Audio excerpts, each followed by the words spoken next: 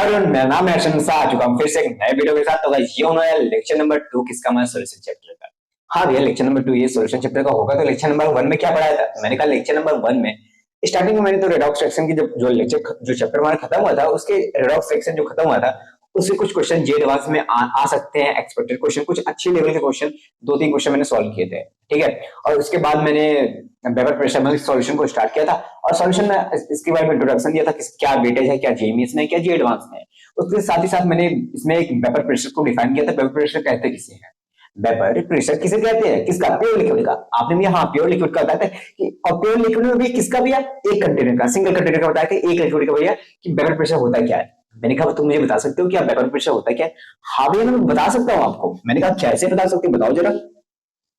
भैया सिंपल सी बात, आपने यही बताया था ना कि एक कंटेनर रहेगा। मैंने कहा हाँ कंटेनर में लिक्विड रहेगा। हाँ लिक्विड मान लो पानी है। मैंने कहा हाँ यार, तो और बता। भैया आपने ये कहा था कि उसमें कि भैया जो यहाँ के मॉलिक्यूल रहते हैं और जो यहाँ के मॉलिक्यूल रहते हैं इनमें 2 डिफरेंस रहता है। मैंने कहा डिफरेंस रहता है इन दोनों के मॉलिक्यूल। हाँ मैंने कहा पानी के मॉलिक्यूल भैया इन दोनों में डिफरेंस क्यों रहेगा? भैया आपने कहा था डिफरेंस रहता है। भैया आपको पता नहीं भैया, आप भूल गए हो। यहाँ के पानी के मॉलिक्यूल भैया जो स्टेबल रहते हैं भैया, इनकी एनर्जी भैया लेस रहती है। मैंने कहा क्यों? भैया इनके पास चारों तरफ से फोर्स लग रहे हैं भैया, ये बैलेंस रहते हैं, स्टेबल रहते हैं, ये इक्विलिब्रियम पे रहते हैं, ये कहीं इनकी जो एनर्जी रहती है एकदम लेस रहती है। मैंने कहा हाँ यार ये बात तो सही है, मुझे थोड़ा थोड़ा याद आ रहा, थोड़ा और बता। भैया ये जो पानी का मॉलिक्यूल ये ऊपर वाला है ना, ये जो सरफेस पे है ना भैया, जो सरफेस वाला। मैंने कहा हाँ तो क्या हुआ? भैया जो सरफेस वाला ना इसके पास हाई एनर्जी रहती है, इसके पास ना भैया कोई इक्विलिब्रियम नहीं रहता। मैंने कहा हाई एनर्जी रहती है, कोई इक्विलिब्रियम नहीं रहता, मतलब और क्या बताओ? भैया वो अनस्टेबल रहता है। मैंने कहा अच्छी बात है यार, इतना तुम मुझे बता रहे हो या तो मतलब तुमने पढ़ा है। हाँ भैया मुझे पता है कि ये अनस्टेबल रहता है। मैंने कहा तो और बताओ।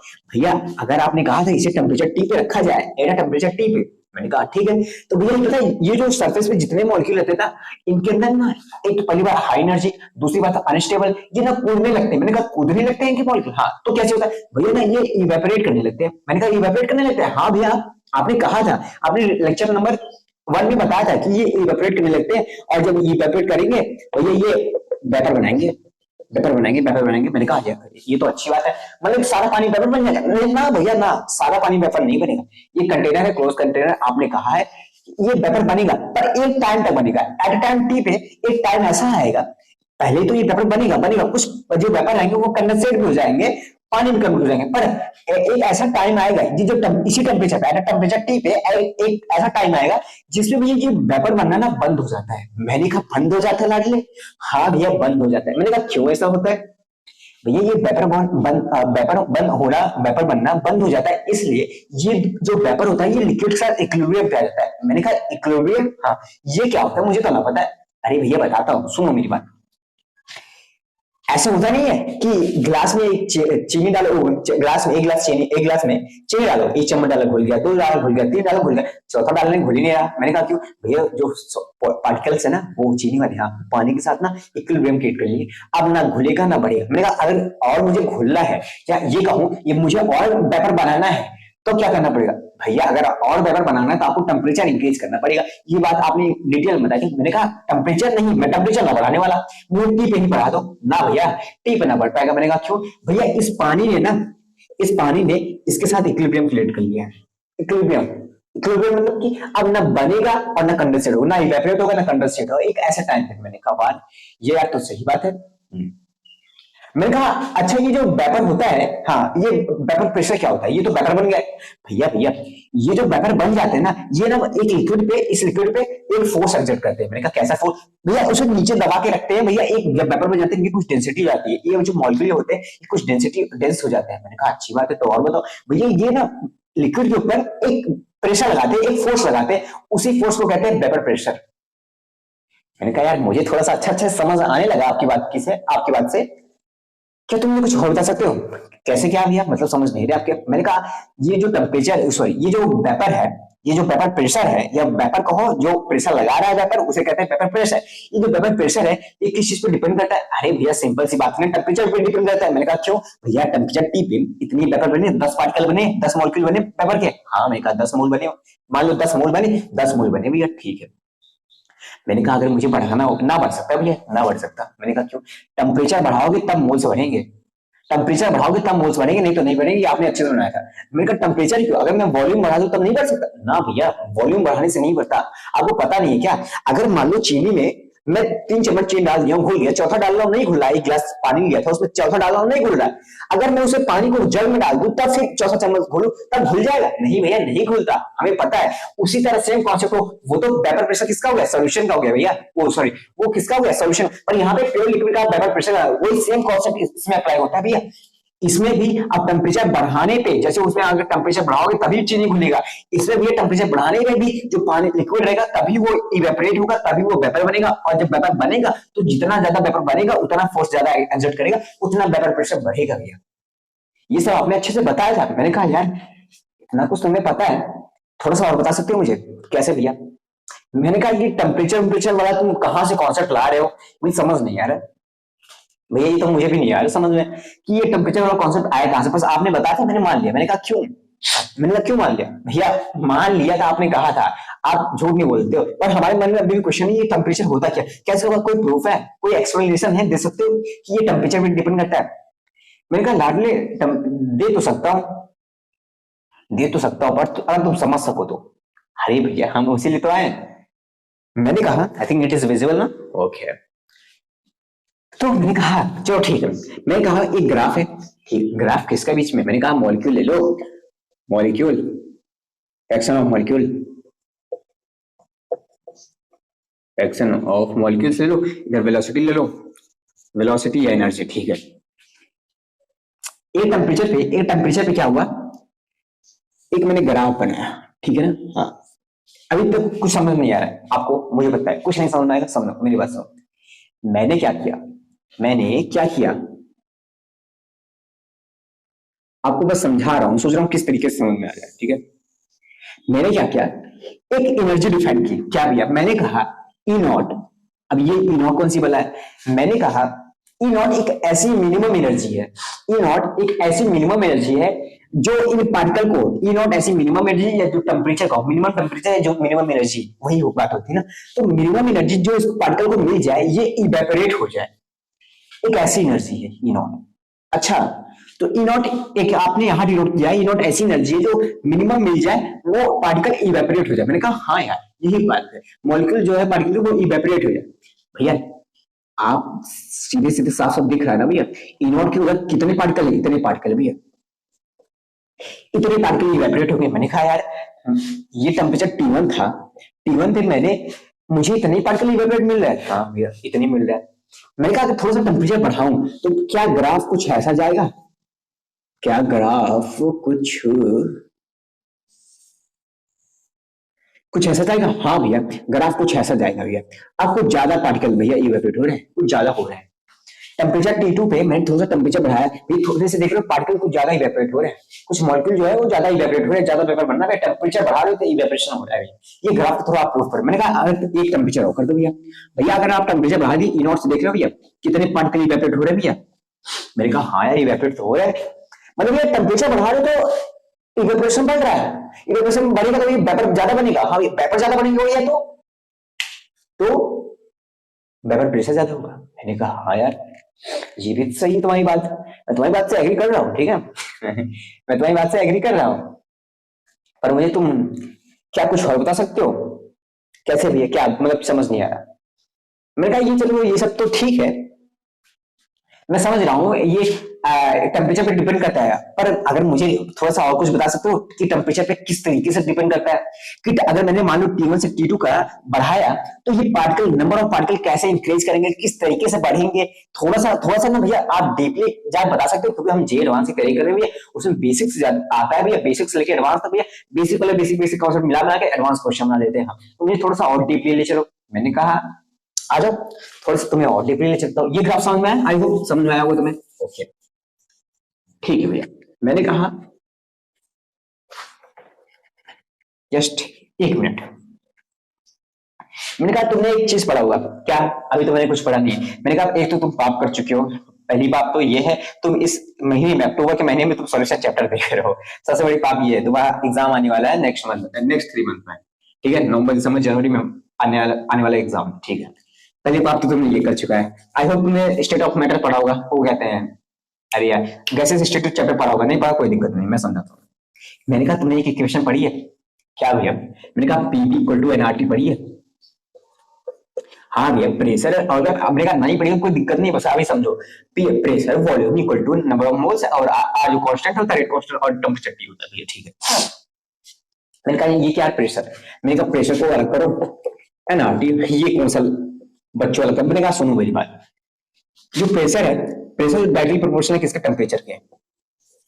मतलब प्रेशर बढ़ाओगे टेम्परेचर बढ़ाओगे प्रेशर बढ़ेगा, प्रेशर बढ़ाओगे टेम्परेचर बढ़ना चाहिए। हाँ भाई मतलब यही है ना। हाँ तो मेरी बात सुनो, मैं डायरेक्टली बोलता हूँ, क्या ये टेम्परेचर, ये जो टेम्परेचर है प्रेशर है वो टेम्परेचर के डायरेक्टली लीनियरली डिपेंड करता है? लीनियरली मतलब मैंने कहा कि क्या प्रेशर जो प्रेशर है वो टेम्परेचर के लीनियर डिपेंड करता है? मतलब यार मैंने कहा टेम्परेचर बढ़ाने से प्रेशर बढ़ता है। हाँ भैया टेम्परेचर बढ़ाने से प्रेशर बढ़ता है, अभी आपने प्रूफ किया कि अगर टेम्परेचर बढ़ाओगे नंबर ऑफ वो टेम्परेचर बढ़ाओगे तो ज्यादा इवेपोरेट होगा, पार्टिकल बढ़ेंगे इवेपोरेट। मैंने कहा क्या अगर मैं उसका प्रेशर और टेम्परेचर का, वेपर प्रेशर और टेम्परेचर का एक ग्राफ करूं तो क्या मैं ये कर सकता हूँ, एक लीनियर ग्राफ कर सकता हूँ? हाँ भैया क्यों नहीं, प्रेशर बढ़ा रहे हो टेम्परेचर बढ़ रहा है, और सर टेम्परेचर बढ़ा रहे हो तो प्रेशर भी बढ़ेगा भैया, लीनियर बढ़ेगा इक्वेशन। मैंने कहा ये सही है?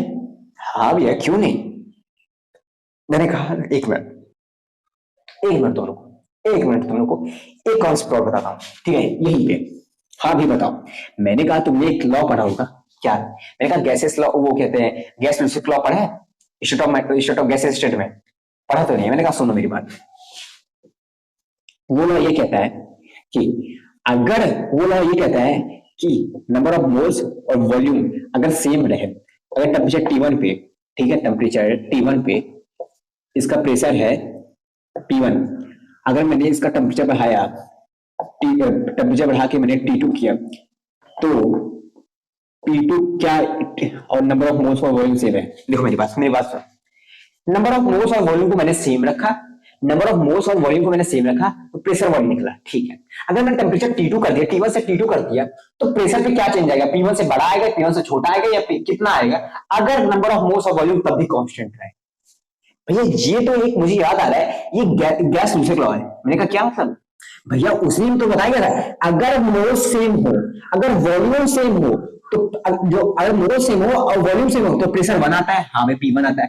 अगर टेम्परेचर बढ़ाओ तब भी मोल्स सेम हो और वॉल्यूम सेम हो, atom constant moles and volume, temperature P2 आता है, ठीक है भैया। मैंने कहा भैया इसका ग्राफ उस लॉ में बताया गया था। हाँ भैया उस लॉ में बताया गया था कि अगर P और T का ग्राफ बनाओ तो एक लीनियर ग्राफ बनता है, प्रेशर और टेम्परेचर का एक ग्राफ बनाओ तो एक लीनियर ग्राफ बनता है, इस लॉ में ये बताया गया था। मैंने कहा हाँ, तो भैया यही तो बात यहाँ पे भी हो रही है, आप इसे कैसे गलत कह रहे हो? मैंने कहा ये गलत है भैया, आप गलत क्यों बोल रहे हो, आप इस ग्राफ को गलत क्यों बोल रहे हो? मैंने कहा लाडली मेरी बात सुनो, ये प्रेशर था ये टेम्परेचर था, ये लीनियर डिपेंड करता है।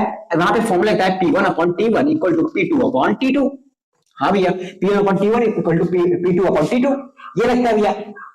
यहाँ पे मतलब मान लो 3 चीज गिवन है, ये एक फाइंड करता है, पता ये छोड़ो भैया। यहाँ पे क्या कहते हैं जो बोलता है pressure directly proportional to temperature की, यहाँ भी बात वही कह रही है। मैंने कहा ठीक है, यहाँ पे भैया बस ये है कि नंबर ऑफ मोल्स और वॉल्यूम सेम है, नंबर ऑफ मोल और वॉल्यूम जो कांस्टेंट है तब टेम्परेचर बढ़ाया जाए तो P1 से P2 हो रहा है भैया। यहाँ पे जो P2 होगा वो P1 से बड़ा होगा, ये जाहिर सी बात है क्योंकि आपने टेम्परेचर बढ़ाया भैया, जाहिर सी बात है। मैंने कहा ठीक है, वो बात तो यहाँ भी कहते हैं हाँ भैया टेम्परेचर बढ़ाने से प्रेशर बढ़ता है, हाँ पर इसमें जो कहता है कि अगर प्रेशर बढ़ाओ टेम्परेचर बढ़ाओ तो प्रेशर जो होता है वो लीनियरली इंक्रीज करता है। क्या कहते हैं अगर टेम्परेचर बढ़ाओ तो जो प्रेशर होता है, एक मिनट आई थिंक एक कॉल आ रहा है, ठीक है हाँ सॉरी गाइस एक अर्जेंट कॉल आ गया था ना इसलिए सॉरी, ठीक है। हाँ मैंने कहा भैया ये कहता है कि जो प्रेशर टेम्परेचर के लीनियर होता है। हाँ भैया ये लॉ में कहता है, ये मानता हूँ, ये लूसिक लॉ कहता है भैया। मैंने कहा हाँ ठीक है, पर मेरी बात सुनो, ये क्यों नहीं कहता मैं बताता हूँ, प्रूफ करता हूँ, ठीक है मेरी बात सुनो।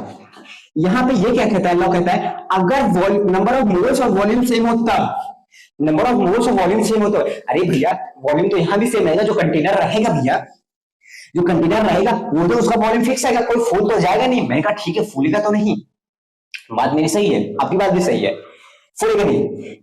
पर यहाँ जो टेम्परेचर रहेगा ना, T1 से जब T2 में जाओगे, जब टेम्परेचर बढ़ाओगे, जब T1 से T2 में जाओगे टेम्परेचर बढ़ाओगे, यहाँ पर मोल्स बढ़ जाएंगे, मोल्स कांस्टेंट नहीं है। क्या मतलब भैया, मैंने कहा लाडली यहाँ पे ना मोल्स कांस्टेंट नहीं है, समझ नहीं आया भैया। मैंने कहा ये पानी है, हाँ ठीक है, पानी भरा हुआ है सब कुछ, यहाँ पे ना T1 से अगर T2 में जाओगे, पहले तो मान लो T1 टेम्परेचर पे 10 मोल थे, 10 मोल इवेपोरेट हुए, T1 टेम्परेचर पे 10 मोल इवेपोरेट हुए।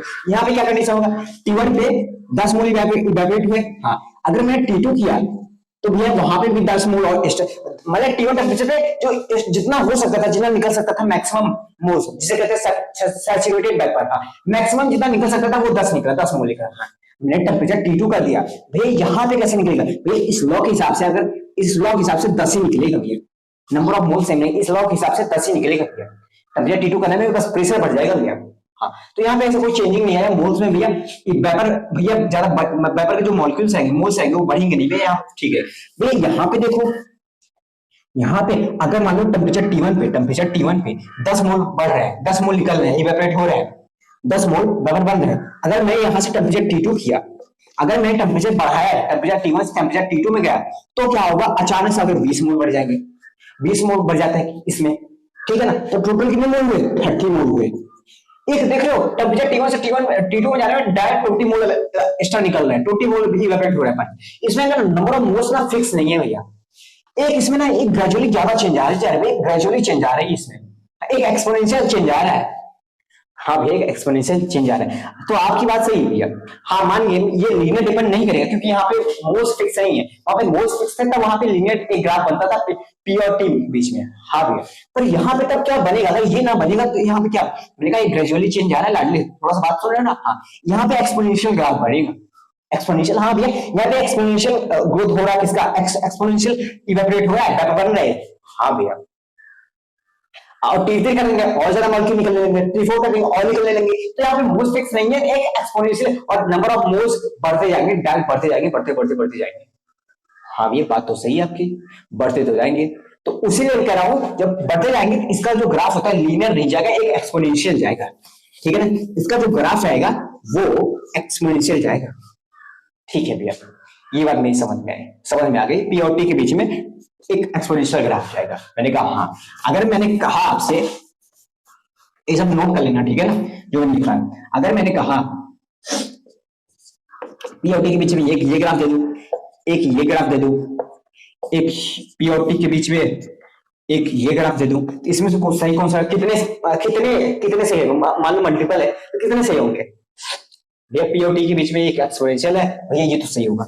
इसमें भैया ये कांस्टेंट है भैया, टेम्परेचर बढ़ाते जा रहे हैं पर प्रेशर कांस्टेंट भी गलत होगा भैया, टेम्परेचर बढ़ाने प्रेशर कम हो रहा है, वेपर प्रेशर कम हो रहा है, गलत है भैया, गलत है, सिर्फ एक ही सही है, मल्टीपल चार्ज जितना भी हो लेकिन सही एक ही है। ठीक है भैया हम समझ रहे हैं आपकी बात, समझ रहे हैं, हम आपकी बात समझ रहे हैं। तो मतलब भैया अगर यहाँ पे मान लो एक केस में एक क्वेश्चन बनेगा, मैं पूछता हूं स्टेटमेंट वाइज जेईई मेंस के लिए अच्छा क्वेश्चन बन सकता है, अच्छा क्वेश्चन फ्रेम हो सकता है भैया कैसे। मैंने कहा अगर तुम इतना समझ गए हो तो थोड़ा सा मुझे एक चीज बताओगे, क्या भैया थोड़ा सा मुझे एक चीज बताओगे क्या, पूछो भैया। मैंने कहा ये कंटेनर है, पानी भरा हुआ है T1 टेम्परेचर पे, इसका जो T1 टेम्परेचर पे ना, हाँ भैया पानी भरा हुआ T1 टेम्परेचर पे, इसका जो वो है क्या कहते हैं वेपर प्रेशर है, जो प्रेशर है वो है 1.5 ATM, ठीक है भैया 1.5 ATM है, ठीक है। मैंने क्या किया, इसका टेम्परेचर बढ़ा दिया, T2 कर दिया, T2 करने के बाद जो इसका प्रेशर आया वो मान लो P आया, ठीक है। टेम्परेचर T1 थे, मान लो T1 जो था जो 238 केल्विन था, हाँ भैया T2 क्या हुआ 500 केल्विन हो गया, हाँ भैया ठीक है। तो क्या तुम इसमें क्वेश्चन कैसे फ्रेम होता है, P2 बता सकते हो, ये P2 क्या होगा, P1 तो 1.5 ATM था, क्या तुम ये P2 बता सकते हो, हाँ भैया इसके लिए फॉर्मूला है ना भैया, P1 upon T1 equal to P2 upon T2। मैंने कहा ना लाडले ना ऐसा ना करना, ये फॉर्मूला गैस लुसिक लॉ होता है, यहाँ पे नंबर ऑफ मोल्स कांस्टेंट होने चाहिए तब ये लीनियर फॉर्मूला के लिए होता है, लीनियर शो करता है ग्राफ, इस फॉर्मूले से ये आंसर गलत आएगा। ठीक है भैया आपकी बात समझ। तो मतलब यहाँ के एक तो मुझे अभी आप बता सकते हो यहाँ पे फॉर्मूला क्या आएगा, यहाँ पे एक फॉर्मूला क्या आएगा, एक फॉर्मूला बता सकते हो कि जिस फॉर्मूले की वजह से हम पता कर सकते हैं पीटी होने का, बताता हूँ। उस फॉर्मूले में कोई लॉजिक नहीं, बस ऐसे लिख दूंगा, आपको समझना पड़ेगा, ठीक है भैया, मैं समझ गया। तो और मुझे क्या इसमें से भैया क्या और ऑब्जर्व कर सकते हैं, मैंने कहा सुनो, टेम्परेचर 238 के लिए 500 के लिए गया, हाँ भाई टेम्परेचर बढ़ा, मतलब जी कि जो P2 आएगा भैया, हाँ जो P2 आएगा वो ग्रेटर आएगा किससे, 1.5 एटीएम से। एक पहला ऑब्जर्वेशन ये हो गया, ठीक। P2 जो आएगा 1.5 एटीएम से ज्यादा आएगा, मैंने कहा हाँ, ठीक है। मेरा अगला क्वेश्चन, क्या जो यहाँ P2 आएगा, जो भी आएगा P2 वो इससे तो बड़ा आएगा, हाँ भैया बड़ा रहेगा, ये हम समझ गए। जो क्यों बड़ा आएगा, क्योंकि टेम्परेचर बढ़ा रही है, प्रेशर तो जरूर बढ़ेगा भैया, मैं ठीक है। अगर टेम्परेचर T2 को इससे भी कम कर दें तो भी प्रेशर कम होगा, मैंने कहा ठीक है। मैंने कहा ठीक है बढ़ा रहे हैं, तो जो P2 आएगा, क्या जो ये P2 जो शो करता है, इसमें जो नंबर ऑफ मोल्स फिक्स नहीं, तो एक लीनियर ग्राफ शो करता है, सॉरी एक्सपोनेंशियल शो करता है, हाँ भैया ये जब एक्सपोनेंशियल शो करता है भैया, एक एक एक्सपोनेंशियल ग्रोथ शो करता है, एक्सपोनेंशियल मोल्स बढ़ने लगते हैं, इसका मोल्स अचानक बढ़ने लगते हैं, ज्यादा बढ़ने लगते हैं। हाँ तो भैया जैसे मोल्स बढ़ेंगे पेपर के, वैसे तो प्रेशर भी बढ़ेगा पेपर का। मैंने कहा हाँ बढ़ेगा। तो अगर मेरा अगला क्वेश्चन है, क्या इससे जो आंसर आएगा P2 का, इससे जो आंसर आएगा P1 P2 पुट करोगे P2 आएगा, जो लीनियर में जो भी आंसर आएगा, ठीक है, जो भी एटीएम आंसर आएगा, क्या वो एटीएम और यहाँ की जो P2 आंसर आएगा, क्या इसमें से बड़ा कौन सा रहेगा बता सकते हो? इसमें बड़ा कौन सा रहेगा बता सकते हो? कि मान लो इसको कहते हैं, मान लो इसको x कहते हैं, जो P2 आएगा, क्या P2 और x में कौन सा सबसे बड़ा रहेगा, कौन सा प्रेशर सबसे बड़ा रहेगा? ये किसका प्रेशर है, ये इसका प्रेशर, लीनियर वाले का, ठीक है। हाँ अगर इससे निकालते हैं, इससे जो कि गलत आएगा, पर हाँ जो इसका आंसर आएगा वो 1.5 एटीएम से ज्यादा आएगा, मानता हूं 1.5 एटीएम से ज्यादा आएगी। पर मेरा आंसर ये, मेरा क्वेश्चन ये है, क्या ये जो P2 आएगा वो इससे बड़ा रहेगा छोटा रहेगा? मैं बता चुका हूँ हर चीज, इसमें बता सकते हो? हाँ भैया इसमें भैया P2 ग्रेटर आएगा x से। मैंने कहा क्यों भैया, ये जो x है ना, ये वाला जो x वाला एटमॉस्फेयर वाला जो इसका आएगा ना, प्रेशर आएगा P2 वाला, वो लीनियर शो करेगा, लीनियरली में उतना इंक्रीज नहीं करेगा, उतना इंक्रीज नहीं करता वैल्यू, उतना लीनियर में उतना प्रेशर इंक्रीज नहीं करेगा जितना एक्सपोनेंशियल में ग्रोथ करेगा। जितना एक्सपोनेंशियल में वैल्यू वेपर प्रेशर के बढ़ेगी ना भैया, उतना इसमें नहीं बढ़ेगा, उतना इसमें ना बढ़ेगा। इसका आंसर ये होगा भैया। मैंने कहा ठीक है यार, तो इतना कुछ समझ गए हो, काफी कुछ समझ गए हो। हाँ भैया अब यह एक फॉर्मूला ड्राइव करके बता दो भैया, कैसे अगर हमें इस एक्सपोनेंशियल वाले का हमें एक फॉर्मूला निकालूंगा वेपर प्रेशर किसी प्योर लिक्विड का, अगर T1 दिया हो, T2 गिवन हो, तो P2 कैसे निकालेंगे? मैंने कहा बात तो सही है तुम्हारी, मैंने कहा बात तो सही है। अगर मैं आपसे दो स्टेटमेंट बोलूं, वेपर प्रेशर इंक्रीज और इंक्रीजिंग टेम्परेचर, क्या ये सही है क्या गलत है? हाँ भैया सही है, वेपर प्रेशर बढ़ेगा टेम्परेचर बढ़ेगा। मैंने कहा ठीक है, vapour pressure increase linearly on increase in temperature. मेरा दूसरा स्टेटमेंट, भैया vapour pressure increase linearly on increase in temperature, ना भैया ये गलत है भैया, ये गलत है भैया। वेपर प्रेशर भैया एक्सपोनेंशियली बढ़ता है, लीनियरली नहीं बढ़ता है। भैया हम आपकी बात से सहमत है, ये एक्सपोनेंशियली बढ़ेगा, लीनियरली नहीं बढ़ेगा। मैंने कहा ठीक है यार, तो बात तो सही है, ओके भाई बात तो सही है। बिलीव मी, मैं बेसिक से लेकर एडवांस तक चल रहा हूँ, हर चीज बता रहा हूँ बेसिक से। अगर आप जीरो पे हो तब भी आप जेड तक पहुंच जाओगे, ठीक है ना। तो बस आप अपना शर्त ये है, क्या आता है आपको क्या नहीं आता मुझे फर्क नहीं पड़ता, बस शर्त ये है कि आप अपना नोट्स बना लेना, जैसा जैसा लिखवाते जा रहा हूँ, जैसा जैसा क्वेश्चन करा देता हूँ, एक रिवीजन नोट्स बन जाएगा आपका अच्छे तरीके से, और बाकी कंटेंट मुझ पे छोड़ दो, मैं अच्छे से डिलीवर करूंगा सब कुछ, ठीक है ना। ओके मैंने क्या कहा, ये जो लिक्विड होता है ये वेपर के साथ क्या बनाता है? मजाक वाली बात कर रहे हो क्या? ये तो कब से पढ़ा रहे हो, जो लिक्विड होता है वो वेपर के साथ एक इक्विलिब्रियम क्रिएट करता है। मैंने कहा इक्विलिब्रियम क्रिएट करता है ना, हाँ एक कांस्टेंट भी क्रिएट करता है, एक इक्विलिब्रियम कांस्टेंट कुछ होता है, कुछ डिफाइन होता होगा। हाँ भैया आपने बताया था पहले लेक्चर में, एक केपी डिफाइन होता है भैया, एक इक्विलिब्रियम केपी डिफाइन होता है इसके लिए, जो कि अब भैया हमें पता है भैया, हम गैसेस स्टेट में पढ़े हैं या नहीं पढ़े हो तो बाद में आगे पढ़ोगे समझ में आएगा। भैया जो केपी होता है ना भैया, वो प्योर लिक्विड के लिए डिफाइन नहीं होता भैया, प्योर लिक्विड के लिए भैया डिफाइन नहीं होता, पर वो वेपर प्रेशर के लिए डिफाइन हो सकता है भैया। मैंने कहा हाँ ठीक है, केपी इक्वल टू अगर मैं वेपर प्रेशर लिख दूं, ठीक है, और जो केपी होता है आप गैसेस स्टेट में पढ़े हो या तो मैं आगे लॉजिक बताऊंगा अच्छे से। केपी जो होता है वो ओनली ऑन डिपेंड टेम्परेचर करता है, only depend on temperature, temperature पे डिपेंड करता है। मैंने कहा केपी टेम्परेचर पे डिपेंड करता है, हाँ केपी वेपर प्रेशर पे डिपेंड करता है, हाँ तो वेपर प्रेशर भी टेम्परेचर पे डिपेंड करना चाहिए, वेपर प्रेशर भी टेम्परेचर पे डिपेंड करना चाहिए भैया। हाँ भैया मैं बात तो सही है आपकी। मैंने कहा ठीक है यार, अगर इतना तुम समझ रहे हो, एक केपी का फॉर्मूला निकलता है, केपी जो इक्विलिब्रियम कांस्टेंट है, इसको फाइंड करने का हमें गैसीय स्टेट में एक फॉर्मूला बताया जाता है विद लॉजिक विद डेरिवेशन। ठीक है, अब मैं वो लिख रहा हूँ तो ज्यादा हड़बड़ाना मत भी, ये कहां से आ गया। ठीक है, मैं आगे बताऊंगा लॉजिक। ठीक है, बस अभी तुम लिख रहे हो। ठीक है, ध्यान से। केपी के लिए एक फॉर्मूला डिफाइन होता है भैया, क्या मैंने कहा लॉग पढ़े हो? हाँ भैया लॉग पढ़े। मैंने कहा अगर लॉग लिख दूंगा तो डरोगे नहीं? मैंने कहा नहीं भैया डरेंगे नहीं। मैंने कहा एक ये फॉर्मूला तुमने कहीं कहीं देखा होगा।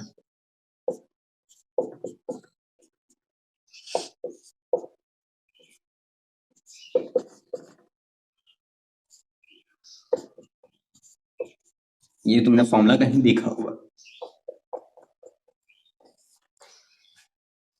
ये केपी निकालने का ये फॉर्मूला होता है अभी। हाँ भैया ठीक है, केपी निकालने का ये फॉर्मूला होता है। मैं कहा ठीक है, इतना तुम समझ गए, ये केपी निकालने का हमें गैसीय स्टेट में ये फॉर्मूला बताया जाता है। तो ये मेरी बात सुनो, केपी निकालने का ये हुआ। हाँ, और केपी इक्वल है वेपर प्रेशर के। हाँ, अगर मैं केपी इक्वल है वेपर प्रेशर के ना, ठीक है, और ये के क्या है भैया? भैया जो के है वो कांस्टेंट है भैया। ठीक है, मैं कह रहा हूं अगर के की जगह ये ऐसे लिखते हैं ना, के T2 है, के T2, ये के T1 ऐसे समझना है, थोड़ा गलत होगा लिखना। ठीक है, अगर मैं ये के क्या भैया? कांस्टेंट है भैया। ठीक है भैया, केपी है भैया। ठीक है भैया, मैंने कहा ये केपी जो है वेपर प्रेशर के इक्वल है। हाँ, तो मैं इस केपी की जगह वेपर प्रेशर लिख सकता हूँ। हाँ भैया, क्यों नहीं? आप केपी की जगह वेपर प्रेशर लिख सकते हो। मैंने कहा वाह यार,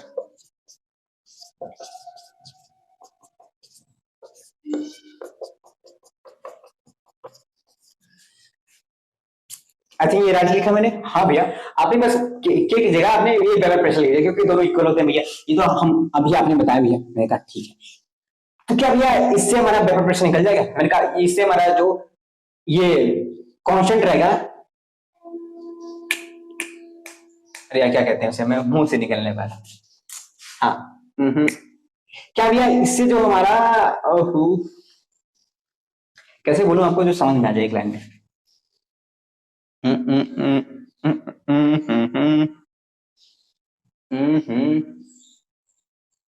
तुम इधर को, ठीक है, इससे हमारा भैया रेट कांस्टेंट निकल जाएगा जिसपे हमारा ये लिक्विड और वेपर हमारा इक्विलिब्रियम बना रहा है। ठीक है, इतना तुम ध्यान रखो। अगर समझ में आया तो नहीं, या कोई दिक्कत नहीं, मैं आगे बताता हूँ। ठीक है ना? ठीक है भैया, ये फॉर्मूला में समझ में आ गया कि लॉग के की जगह बीपी लिख दिया। क्यों लिखा मैंने वेपर प्रेशर भैया? क्योंकि केपी इक्वल टू बीपी होता है। ठीक है, ये फॉर्मूला आप लिख लेना आजकल। मैं इसका लॉजिक अच्छे से आगे बताने वाला हूँ। ठीक है, मैं क्वेश्चन में थोड़ा समझाता हूँ आपको। आई थिंक अगर ऐसा ना समझ पाओ तो ठीक है ना, बस ये लिख लेना इतना। ठीक है, मैं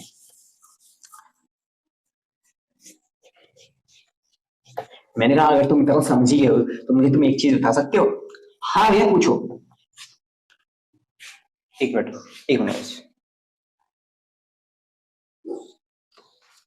हाँ, तो मेरी बात सुनो, मैंने जो फॉर्मूला लिखा है, क्या तुम उस फॉर्मूले से मुझे बता सकते हो? अगर मैं ए का प्रेशर दे दूं और एक का टेम्परेचर दे दूं और एक दूसरे का टेम्परेचर T2 दे दूं तो मुझे P1 बता सकते हो? हाँ भैया बता सकते हैं। मैंने कहा कैसे? भैया आप कह रहे हो कि आपने इसका प्रेशर दे दिया, मान लो P1 दे दिया। हाँ भैया, P1 आपने दे दिया इक्वल टू 2 atm। हाँ भैया, आपने 2 atm दे दिया। मैंने कहा टेम्परेचर मैंने दे दिया 273 केल्विन। हाँ भैया, आपने ये दे दिया। भैया आपने इसका टेम्परेचर बढ़ाया, इसका टेम्परेचर बढ़ाया और आपने P2 को नहीं दिया। P2 बोला आपने फाइंड करने को, और टेम्परेचर बढ़ाया तो भैया आपने 500 केल्विन कर दिया। मैंने कहा ठीक है 500 केल्विन कर दिया, क्या तुम मुझे P2 बता सकते हो? हाँ भैया, पर P2 को लिए और कंडीशन है। मैंने कहा डेल्टा एच की वैल्यू अगर मैं दे दूं, डेल्टा एच की वैल्यू, डेल्टा एच किसका जो एंथैल्पी रहेगा, इसका जो डेल्टा एच की वैल्यू है ये 900 दे दो कैलोरी पर जूल, जूल पर कैलोरी, कैलोरी पर जूल या जूल पर कैलोरी। ठीक है, हाँ भैया, अगर मैं डेल्टा एच की वैल्यू ये देता हूँ आपको, ठीक है, अगर मैं डेल्टा एच की वैल्यू ये दे दूं जूल पर कैलोरी का, क्या तुम मुझे बता सकते हो P2 क्या होगा? ये क्वेश्चन में गिवन होगा। हाँ भैया गिवन होगा। भैया आपने अभी फॉर्मूला बताया क्या? लॉग P2, P2 क्या भैया? प्रेशर 2 हमें निकालना भैया, प्रेशर 2 प्रेशर 2 निकालना है। P1 क्या भैया? 2 atm है भैया। ठीक है, log joule equal to delta H, delta H की वैल्यू क्या भैया?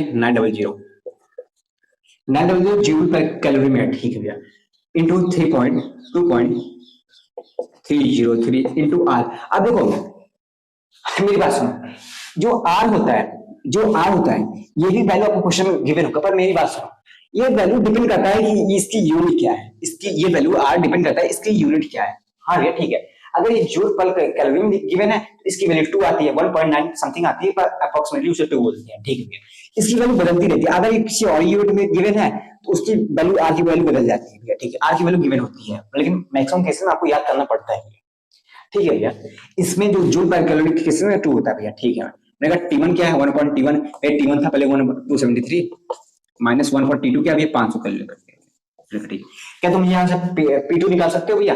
हाँ भैया, मैं आप यहाँ से P2 निकाल सकते हो। मैं कहा ठीक है, अब यहाँ पे कैलकुलेशन तो है भैया मुझे पता है, पर यहाँ पे आई होप तुम निकाल लोगे। ठीक है ना, आई होप तुम यहाँ पे निकाल लोगे, और कोई ऐसा टफ क्वेश्चन नहीं है, ये नॉर्मली से फॉर्मुला बेस्ड क्वेश्चन था।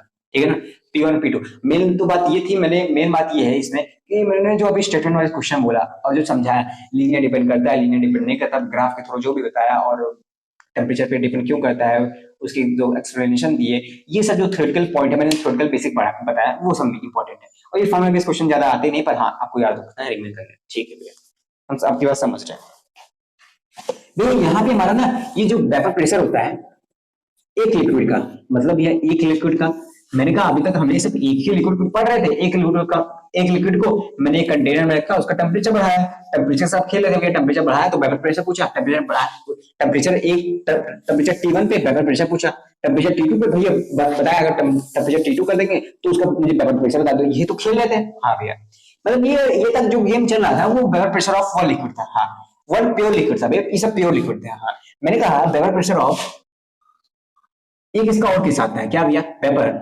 5 मिनट का केस है, मैं बता दूंगा, एक्सप्लेन करके खत्म कर देता हूँ। ठीक है ना, vapour pressure of pure liquid. अब ये vapour pressure of two pure liquid, अब भैया इसका क्या मामला है?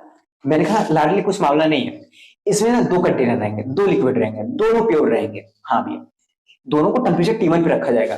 ठीक है भैया, तो बोला जाएगा आपको कंपेयर करने के लिए किसका वेपर प्रेशर ज्यादा है। सिंपल सी बात है, बस यही है। हाँ, पर ठीक है, मान लिया भैया दोनों प्योर रहेंगे और टेम्परेचर T1 पे, पूछेगा किसका टेम्परेचर ज्यादा है, वो किसका वेपर प्रेशर ज्यादा है T1 पे। हाँ, यही पूछेगा ना। हाँ ठीक है,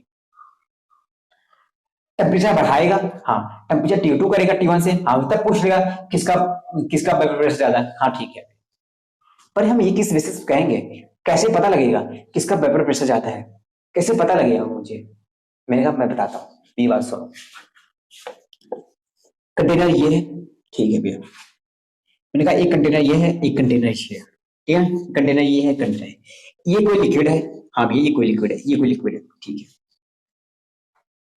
मेरी बात सुनो, ये लिक्विड है। हाँ, पहले एक लिक्विड की बात करना, ये लिक्विड है। हाँ भैया, इसमें जो ये मान लो ये कंटेनर लिक्विड से भरा हुआ है, इसमें जो मॉलिक्यूल्स आएंगे, हाँ वो एक दूसरे से फोर्स ऑफ अट्रैक्शन से जुड़े रहते हैं भैया। हाँ भैया, जुड़े रहते हैं।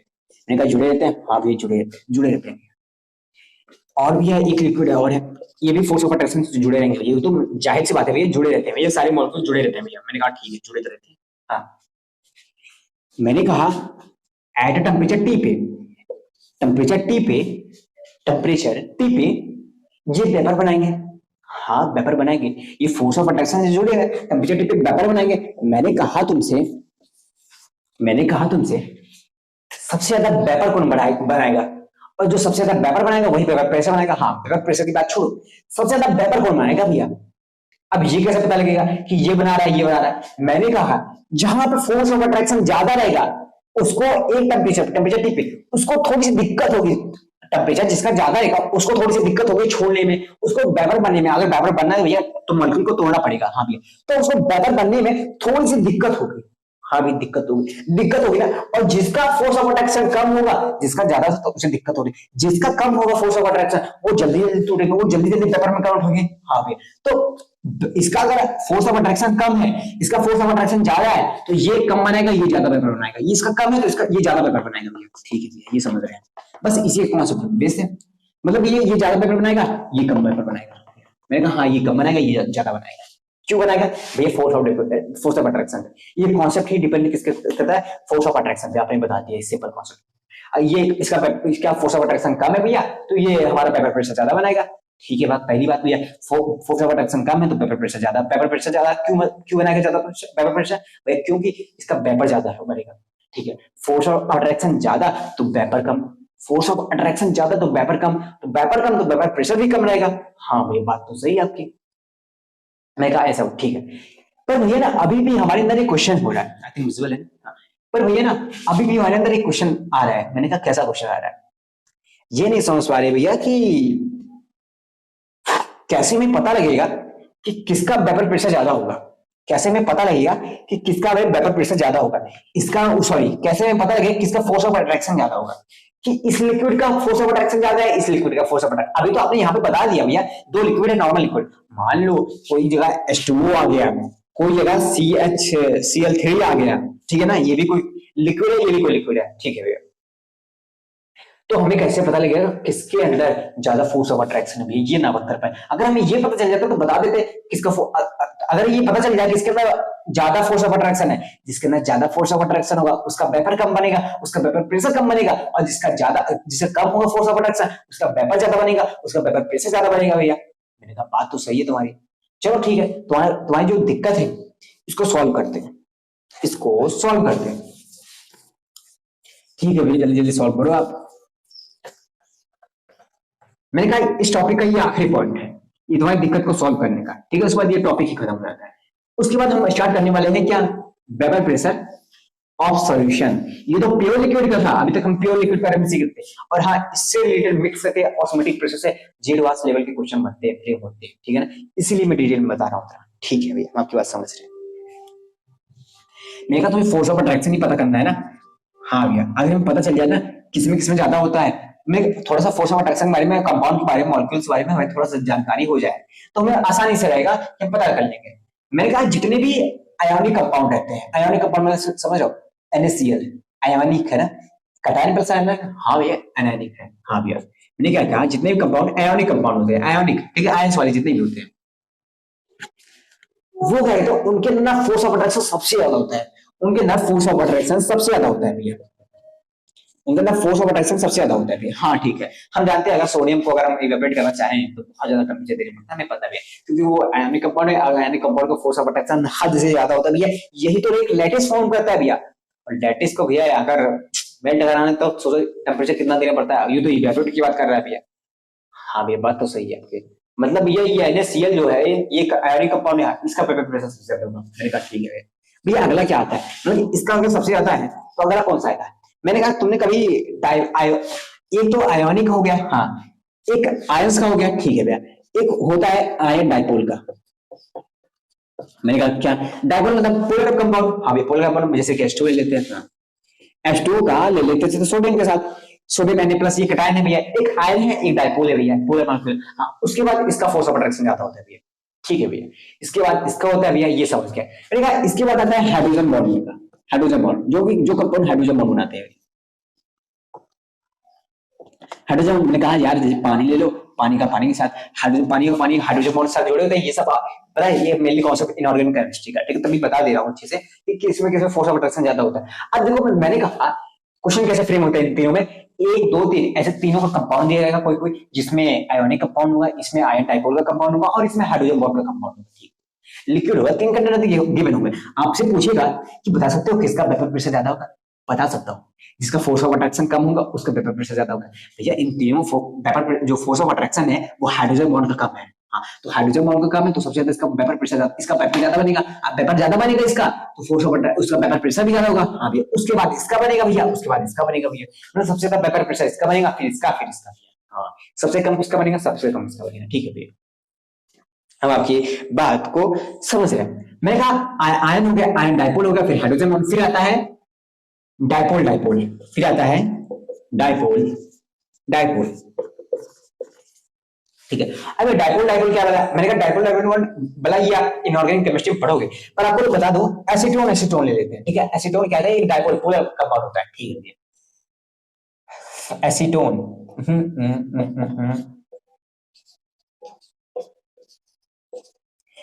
एसीटोन, ठीक है ना, ठीक है भैया।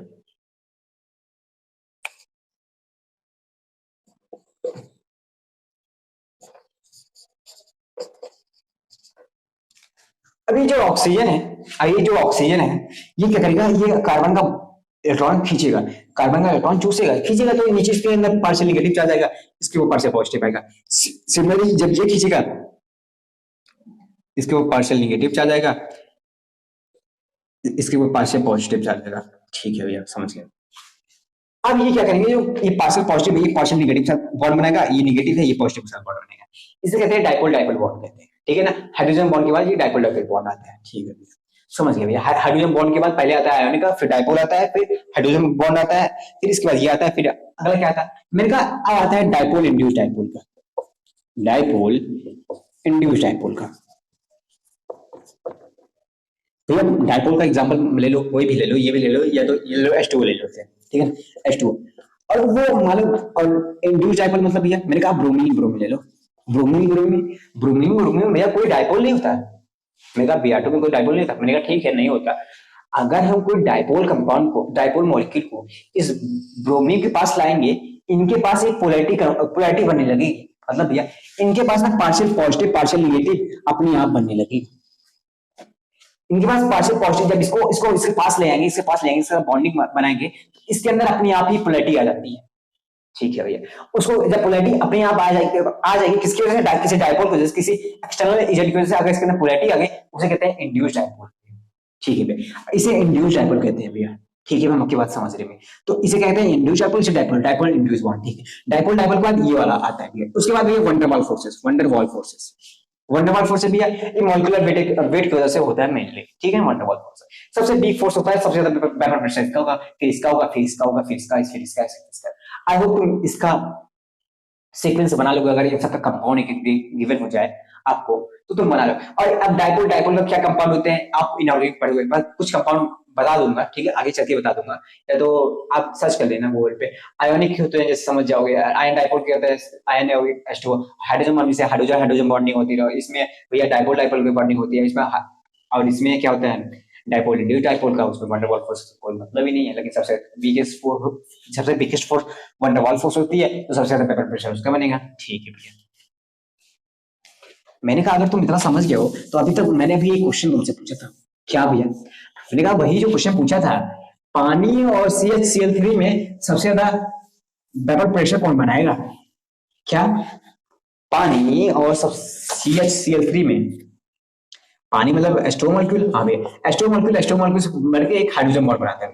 ठीक है भैया, हाइड्रोजन बॉन्ड बनता है। आपने कहा CH3,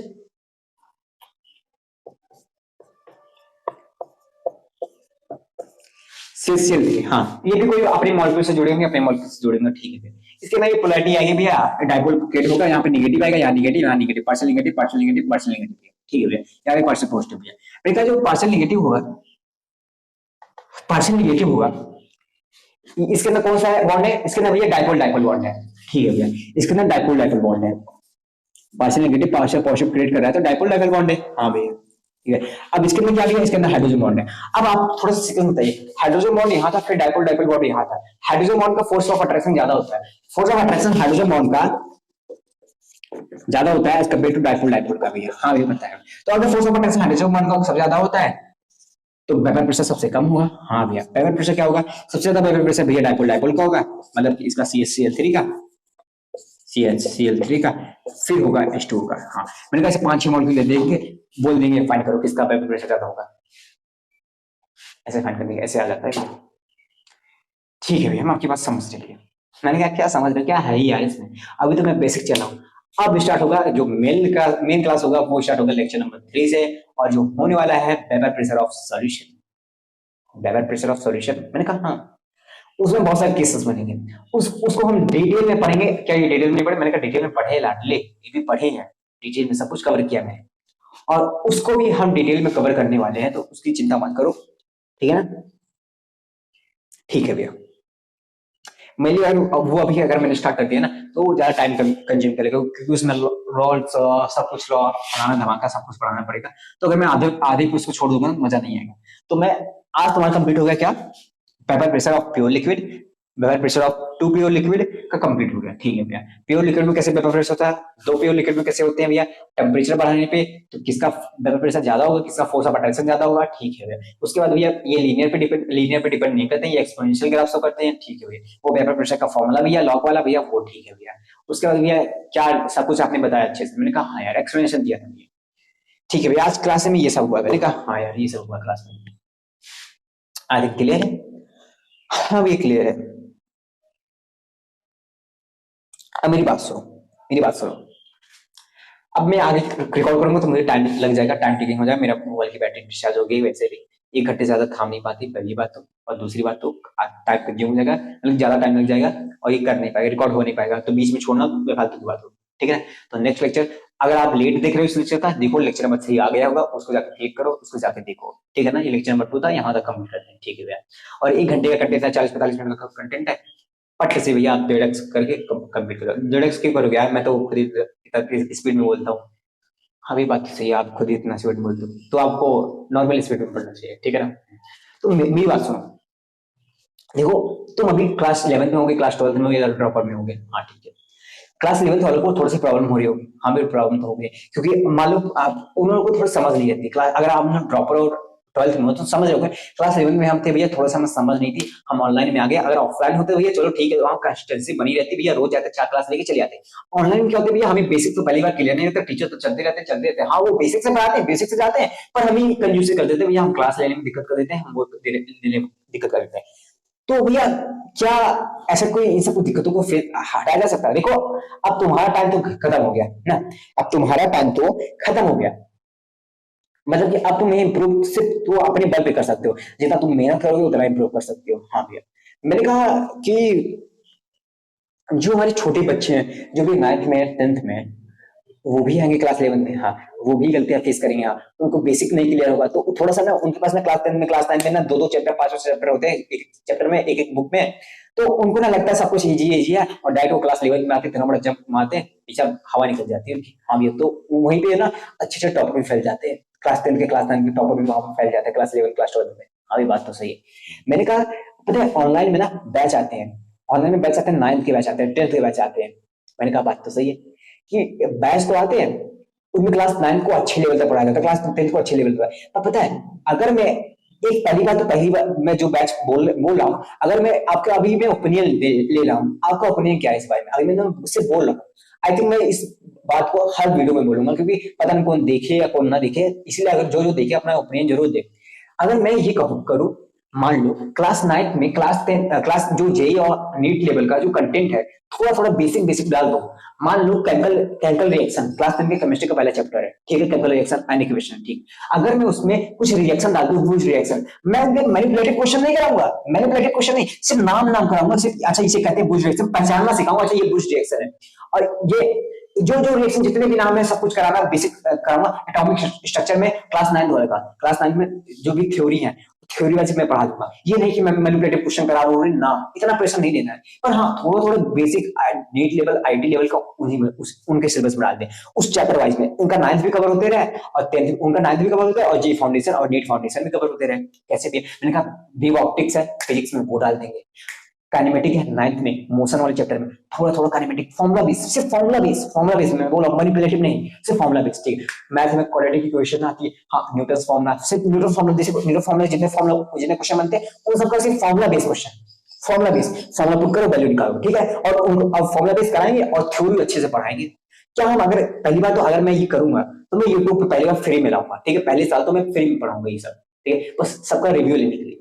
मैं आपसे ओपिनियन मांग रहा हूँ कि क्या ये मेरी बात सही है, क्या बच्चे के ऊपर ये करना चाहिए, उनका बेसिक अगर ऑनलाइन अगर उनका फाउंडेशन बढ़ाना हो, तो आजकल पता है गांव में बच्चे ज्यादा पढ़ रहे हैं, मतलब गांव में बच्चे ऑफलाइन जा नहीं पाते क्योंकि पैसे को, जैसे उनका पैसा नहीं होता, इतना फाइनेंशियल ठीक नहीं होता, तो वो ऑनलाइन कोशिश करते हैं जे और नीट दे, पर वो 11th में 12th में अगर उनको दिक्कत फेस करनी पड़ती है, उनके पास कोई गाइडेंस नहीं होती। पर अगर क्लास 9th में क्लास 10 में उन्हें थोड़ा समझ में आने लगेगा कि नीट का फाउंडेशन क्या है, जे का फाउंडेशन क्या है, तो क्लास 11 क्लास 12 में आके फोड़ेंगे नहीं, बोलो फोड़ेंगे ना, हाँ भैया फोड़ेंगे। मैंने कहा क्वाड्रेटिक इक्वेशन होगा, ट्रिग्नोमेट्री होगा, इनमें थोड़ा थोड़ा से जो थ्योरी वाला कॉन्सेप्ट है उसको लाके जोड़ेंगे इसमें।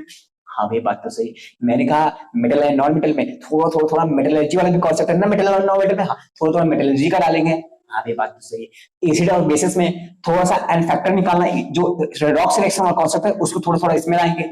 हाँ ये बात तो सही है। हम क्या ला सकते हैं, मैं आपसे ओपिनियन मांग रहा हूँ, अपना कमेंट में जरूर डालना ये ओपिनियन सही है या नहीं सही है, ठीक है ना। और अगर ये सही है तो प्लीज अपने बच्चों को, जो जूनियर्स होंगे उनके साथ, भैया और बहन होंगे, जो भी होगा छोटा भाई बहन होगा, उसका शेयर जरूर करना, क्या ये सही है क्या नहीं सही, ठीक है। मैं बस आपसे ओपिनियन मांग रहा हूँ, ठीक है। बाकी अगर मुझे लाना होगा तो मैं यूट्यूब पे सबसे पहले फ्री लाऊंगा, ठीक है ना। ये बैच फ्री लाऊंगा जिसमें physics chemistry math, ninth physics chemistry math SST सब कुछ मैं पढ़ा दूंगा, ठीक है, मुझे सब आता है। और अगर कुछ हुआ, मेरे कुछ फ्रेंड्स हैं वो भी पढ़ा लेंगे। क्लास 9 क्लास 10 का सिलेबस जानते हो या कितना छोटा होता है, अगर उनके साथ थोड़ा थोड़ा जे और नीट का फाउंडेशन में रख दूं, जे नीट का फाउंडेशन रख दूं, तो शायद उनका बेसिक भी क्लियर हो जाए और क्लास 11 क्लास 12 में आके उनको इतना स्ट्रेस भी ना झेलना पड़े। हाँ ये बात सही है आपकी। हम्म। मैं कहा इलेक्ट्रिसिटी चैप्टर में इलेक्ट्रिसिटी डालेंगे, इलेक्ट्रिसिटी चैप्टर में थोड़ा सा वो है रेसिस्टेंट वाला कॉन्सेप्ट है क्लास 10 में, हाँ थोड़ा सा रेसिस्टेंट वाला कॉन्सेप्ट यहाँ डाल देंगे। थोड़ा सा इंट्रोड्यूस कर देंगे कैपेसिटेंस क्या होता है, कैपेसिटर क्या होता है भैया, थोड़ा सा उसे इंट्रोड्यूस कर देंगे। हाँ भैया थोड़ा सा चार्जेस को इंट्रोड्यूस करने, लेंस वाले फॉर्मूला और एक वेव ऑप्टिक्स में डाल देंगे। हाँ ये बात तो सही। ह्यूमन आई में थोड़ा सा उसमें वेव ऑप्टिक्स डाल देंगे। हाँ ये बात तो सही। मतलब ये सब डाल डाल के थोड़ा सा बेसिक होगा। क्लास 10 में क्लास 9 में कुछ है नहीं यार, बेफालतू वो लोग टीचर्स होते हैं ना, इतना बौखला देते हैं ना, डरवा देते हैं, क्लास 9 में बोल में 99% लगाना, तो अभी से मेरी बात सुनो, मेरी गाइडेंस सुनो, ये है तुम्हारी महीने की गाइडेंस, तुम इसे फॉलो करोगे तो ये करोगे, ये मैंने नहीं करना जी, तो मेहनत करनी है, ये मेहनत करनी है वो। ऐसे तुम लोग क्लास 10 के सिलेबस को इतना प्रेशर दे देते हैं कि इतना बड़ा प्रेशर है, ऐसा कुछ होता नहीं है। अगर उन्हें लाइटली सिखाया जाए क्लास 10 का सिर्फ परसेंटेज लाना है, तुम्हें 70-80% परसेंटेज 80-85 के आसपास लाना है, ठीक है। ज्यादा तो तुम्हें सोच बड़ी नहीं है तुम्हें, और क्लास 12 में जाके तुम्हें 75% के ऊपर लाना है, क्योंकि तुम्हें नीट देना है, जे देना है। नीट में नहीं लगता, जे में लगता है भैया, ठीक है। तो क्या ये मेरी बात सही नहीं है?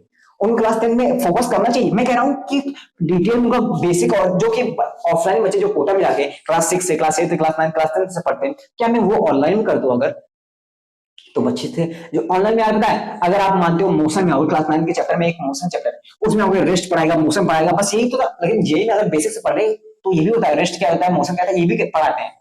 पर अगर मैं थोड़ा सा फॉर्मूला बेस्ड क्वेश्चन उस काइनेमेटिक्स था उसमें डाल दूं और उन्हें बताने लगूं ये काइनेमेटिक चैप्टर होता है, ये आएगा फिर फिजिक्स में, तो बच्चे पहले से तैयार रहेंगे। हाँ पहले से तैयार रहेंगे। और मैक्सिमम बच्चे 2-3 महीने 3-4 महीने काइनेमेटिक्स में लगा देते हैं, क्लास 11 वाले बच्चे। सबसे बड़ी गलती होती है ये रहती है।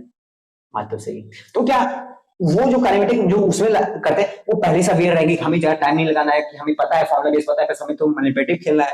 मैथ में बाइनोमियल थ्योरम, थोड़ा ट्रायंगल, जो ये सब होते हैं, स्टैटिक्स होते हैं, इन सबको थोड़ा थोड़ा इंट्रोड्यूस करते हैं क्लास 10 के सिलेबस में, जे वाले सिलेबस में। क्या अगर ऐसा करेंगे तो क्या सही नहीं रहेगा? बस मैं आपसे ओपिनियन मांगना चाहता हूँ, ठीक है ना। बाकी अगर मैं सबका ओपिनियन सही है कि मैं सही सोच रहा हूँ, तो मैं एक बैच इंट्रोड्यूस करूंगा फ्री ऑफ कॉस्ट यूट्यूब पे। मैं उसको कंप्लीटली एक पूरे साल पढ़ाऊंगा कंप्लीटली, और नेक्स्ट ईयर से मैं कोशिश करूंगा उसको बैच में कवर करने की, ठीक है। ठीक है भैया, हम आपकी बात समझ रहे हैं, ठीक है। तो भैया मेरी यही, तो अब मैं आपसे आपसे कह रहा हूँ कि भैया लोग, बस मेरी यही आपसे बात थी। अपना ओपिनियन कमेंट में प्लीज दीजिएगा कि ये मेरी बात कैसी थी, ठीक है ना। ओके, तो यहाँ तक आपने पढ़ लिया हुआ वेपर प्रेशर किसे कहते हैं। Next vapour pressure of pure liquid और टू प्योर लिक्विड का हमने पढ़ा दिया, अच्छे से डिटेल में बता दिया। थोड़ा सा इन सबको रिवाइज कर लेना, ज्यादा कंटेंट नहीं, 40-45 मिनट कंटेंट था। मिलते हैं नेक्स्ट वीडियो में लेक्चर नंबर 3 से, और वहां से स्टार्ट करेंगे क्या, एक मेन कॉन्सेप्ट से चैप्टर का इंपॉर्टेंट कॉन्सेप्ट, और जी एडवांस में जिसका स्कोप ज्यादा है क्वेश्चन आने का, हम बेसिक से लेकर एडवांस तक बात करेंगे। फिर बता रहा हूँ मुझे फर्क नहीं पड़ता तुम्हें क्या आता है क्या नहीं, सिर्फ फर्क तब पड़ेगा कि मैं पढ़ा रहा हूँ, तुम्हें समझ ना आए तब वो मुझे फर्क पड़ता है।